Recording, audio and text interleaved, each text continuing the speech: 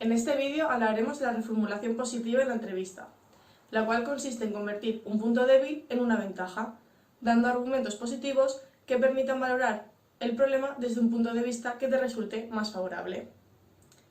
Para saber reformular positivamente, habrás tenido que hacer el siguiente trabajo en casa.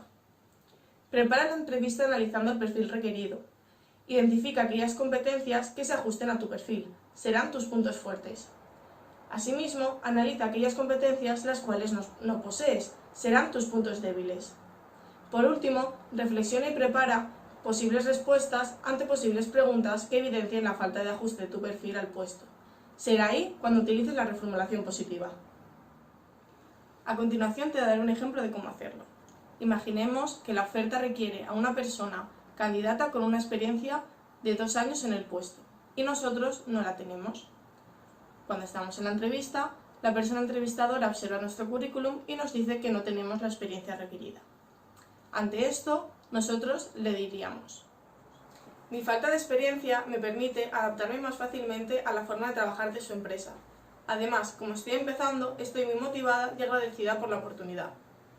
Como veis, acabo de resaltar la capacidad de adaptación, de compromiso y de motivación. Recuerda que hay que presentarse a los procesos de selección con optimismo.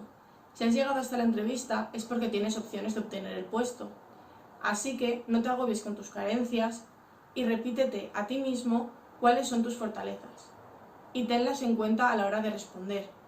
Es clave transmitir confianza en nosotros y en nosotras mismas. Espero que este vídeo te haya servido de ayuda para poder afrontar de una forma más positiva tus futuras entrevistas.